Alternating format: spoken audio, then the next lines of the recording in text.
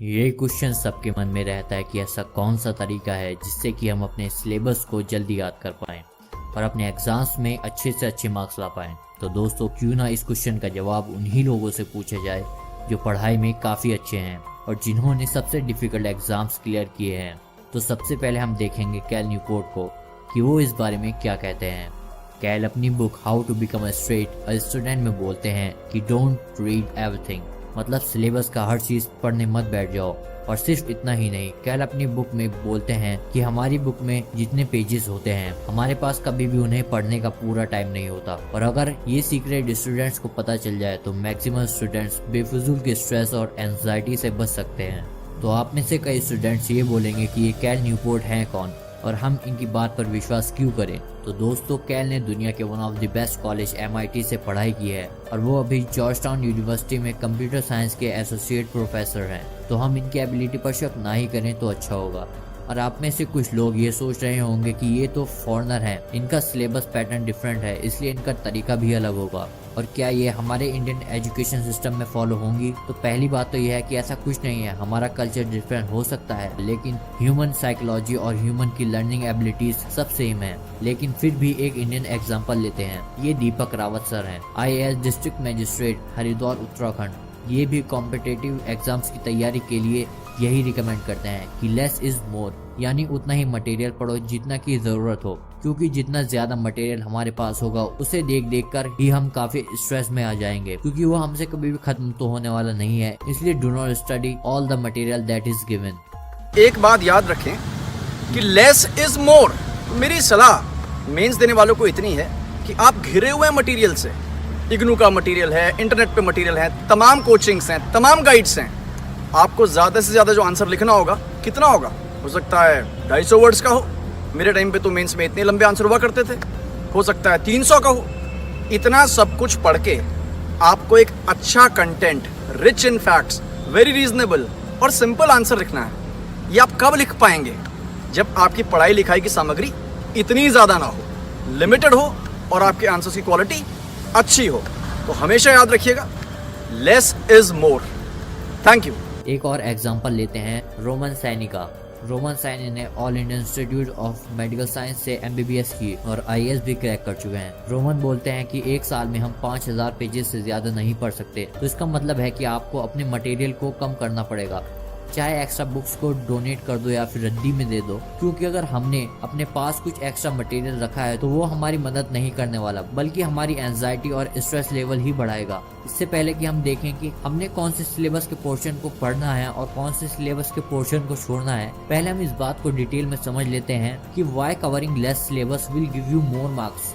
Actually reality में सिर्फ less syllabus ही आपको ज्यादा मार्क्स नहीं दिला सकता, बल्कि कम मेहनत भी आपको अच्छे मार्क्स दिला सकती है। इसको अच्छे से समझने के लिए हम इस प्रिंसिपल को समझ लेते हैं जिसे 80-20 कहा जाता है, या फिर परेटोस प्रिंसिपल, यानी कम एफर्ट लगा के ज्यादा कैसे अचीव करें, जिसकी तरफ सब इशारा कर रहे हैं। एक्चुअली 100 साल से भी पहले यानी 1897 में एक आदमी था जिनका नाम था विल्फ्रेडो परेटो, जो इटालियन इकोनॉमिस्ट थे। वो इंग्लैंड में वेल्थ डिस्ट्रीब्यूशन यानी किसके पास कितना पैसा है उसे स्टडी कर रहे थे, और इन्होंने नोटिस किया कि 80% पैसा और जमीन 20% लोगों के पास है, और उन्हें लगा कि ये तो बहुत अमेजिंग पैटर्न है। फिर बाद में जब उन्होंने इसी प्रिंसिपल को और फील्ड में देखना शुरू किया तो उन्हें पता चला कि ये प्रिंसिपल तो हर जगह फॉलो होता है, यानी कम चीजें करके भी आप ज्यादा अचीव कर सकते हो।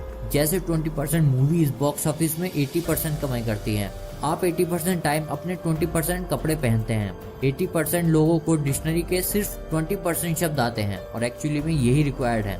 20% क्रिमिनल 80% क्राइम करते हैं। दुकान में पड़े हुए 20% प्रोडक्ट्स ही 80% सेल्स करवाते हैं।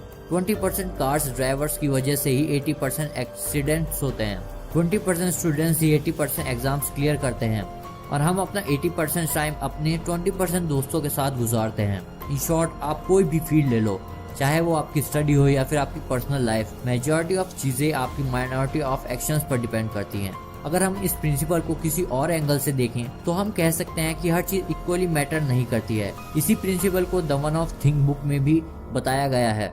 ये एक सबसे बड़ा झूठ है कि हर चीज बराबर है, कुछ भी बराबर नहीं है। क्या आपका मूवी देखने का डिसीजन या फिर बीमार पेरेंट्स का ध्यान रखने का डिसीजन बराबर है? नहीं। क्या आपकी 5 उंगलियां बराबर हैं? नहीं।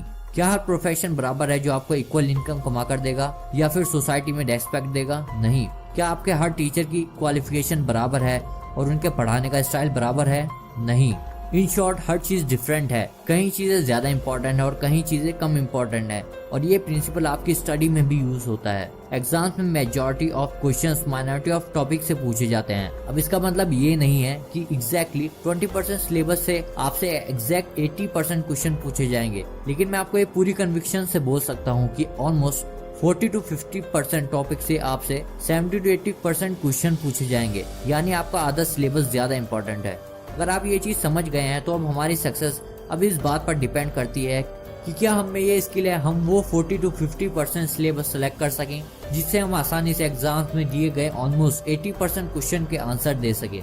अब इससे पहले कि मैं आपको सजेस्ट करूं कि कैसे हम वो सिलेबस का मोस्ट इम्पोर्टेंट सेक्शन सेलेक्ट करें, पहले मैं कंफ्यूजन को क्लियर कर देता हूं जो मैक्सिमम स्टूडेंट के मन में होता है। वो ये है कि हम में से कई लोग इस थॉट को भी अपने माइंड में नहीं लाना चाहते और डर जाते हैं कि हम सिलेबस को कुछ पोर्शन ही छोड़ देंगे। तो ये डर एकदम नॉर्मल है। तो अब सवाल ये आता है कि इस थॉट से जो डर लग रहा है उसका क्या करें। तो इसके लिए मैं आपको सजेस्ट करूंगा कि हमको खुद को समझाना है कि हम सिलेबस का कुछ पोर्शन नहीं छोड़ेंगे, बस सिलेबस को खत्म करने का सीक्वल थोड़ा चेंज कर देंगे। यानी सबसे इम्पोर्टेंट सिलेबस का पोर्शन सबसे पहले खत्म करेंगे और उसके बाद rest of the syllabus. In short, learning sequence change करना है, कुछ छोड़ना नहीं है।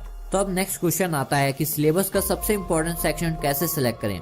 वैसे तो ये स्किल प्रैक्टिस के साथ आती है। जितनी ज्यादा आप क्लासेस अटेंड करते हैं, जितनी ज्यादा आप टेस्ट देते हैं, उससे ही आप में ये स्किल आती है कि सबसे ज्यादा इम्पोर्टेंट क्या है। फिर भी कुछ जनरल टिप्स हैं जिन्हें यूज करके आप अपनी बुक्स का सबसे इम्पोर्टेंट पोर्शन ढूंढ सकते हो। तो पहला टिप आता है कि सिलेबस पर कंसंट्रेट करो। अगर आप बोर्ड एग्जाम या किसी कॉम्पिटिटिव एग्जाम की तैयारी कर रहे हैं तो कभी भी सिलेबस के बाहर के टॉपिक को कवर ना करें। अब हम में से कई लोग ये कहेंगे कि आउट ऑफ सिलेबस भी क्वेश्चन पूछे जाते हैं, तो इसके लिए आंसर है कि अगर आते भी हैं तो हमने उस पोर्शन को कंसंट्रेट करना है जहाँ से ज्यादा क्वेश्चन पूछे जाते हैं, ना कि उस पोर्शन पर जहाँ से 3 साल में एक बार कोई क्वेश्चन पूछा गया है। अगर हमने डिफाइंड सिलेबस को खत्म करने से पहले ही आउट ऑफ सिलेबस चीज कर देते हैं तो वो एग्जाम पॉइंट ऑफ व्यू से कम्प्लीटली यूजलेस है और हम अपने कॉम्पिटिटर से एग्जाम होने से पहले ही पीछे हो चुके हैं। नेक्स्ट टिप आता है कि अपने लास्ट ईयर के क्वेश्चंस करें। ये सबसे बड़ा फीडबैक है जो आप ले सकते हो अपने एग्जाम्स का सबसे इम्पोर्टेंट पोर्शन ढूंढने के लिए। आपकी जजमेंट गलत हो सकती है कि किस सब्जेक्ट का सबसे इम्पोर्टेंट कौन सा है, लेकिन अगर आप हर एक टॉपिक या चैप्टर खत्म होने के साथ साथ उस टॉपिक के लास्ट 10 इयर्स के क्वेश्चंस करते हो तो एक पैटर्न ढूंढ लोगे और आपको एग्जैक्टली पता चल जाएगा कि सिलेबस का इम्पोर्टेंट पार्ट कौन सा है जिससे क्वेश्चन पूछे जा रहे हैं। अब अगर आप बोर्ड या कॉम्पिटिटिव एग्जाम की तैयारी कर रहे हैं तो लास्ट ईयर्स के क्वेश्चन जो पहले से ही चैप्टर वाइज दिए गए हैं उन्हें मार्केट से खरीद सकते हैं या ऑनलाइन डाउनलोड कर सकते हैं। और अगर आप स्कूल में हो तो लाइब्रेरी से या अपने सीनियर से क्वेश्चन पेपर मांग सकते हो और इन्हें चैप्टर वाइज कैटेगराइज करके तैयारी कर सकते हो।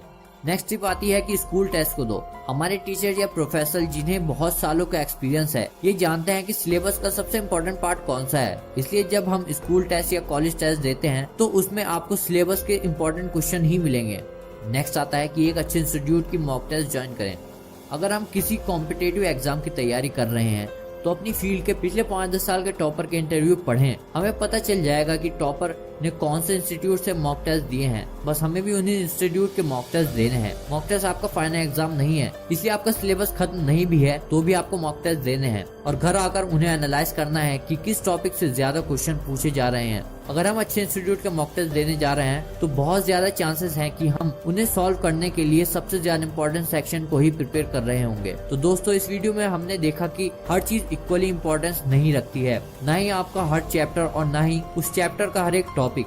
बस हमने सबसे ज्यादा इम्पोर्टेंट चीज को पहले खत्म करना है और उसके बाद एक्स्ट्रा टॉपिक या सिलेबस का पार्ट करना है, क्योंकि 80-20 प्रिंसिपल यही कहता है कि मेजॉरिटी ऑफ रिजल्ट्स आपको माइनॉरिटी ऑफ टास्क करने पर ही मिलेंगे।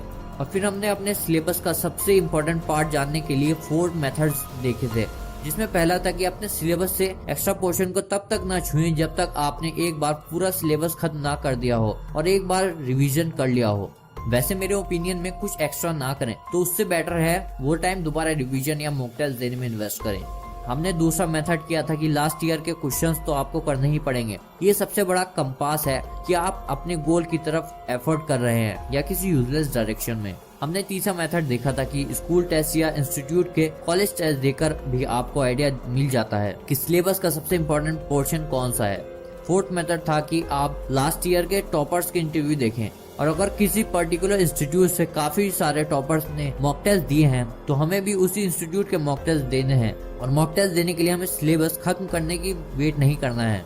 फाइनली इस वीडियो का मकसद ये नहीं है कि आप अपना सिलेबस छोड़ दें, बल्कि ये है कि सबसे पहले उन टॉपिक पर फोकस करें जिससे सबसे ज्यादा क्वेश्चन पूछे जाते हैं। और एक बात, अगर आप उन पोर्शन को खत्म कर देते हैं तो आप बाकी पोर्शन पर फोकस कर सकते हो।